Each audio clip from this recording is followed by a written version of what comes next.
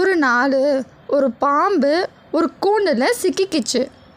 அது தன்னை காப்பாற்ற சொல்லி கத்திக்கிட்டே இருந்துச்சு. அதை பார்த்துக்கிட்டு இருந்த ஒரு மனிதன் அதை கூண்டிலிருந்து திறந்து விட்டான். பாம்பு வெளியே வந்த உடனே அந்த மனிதனை கடிக்க முயற்சி செஞ்சிச்சு.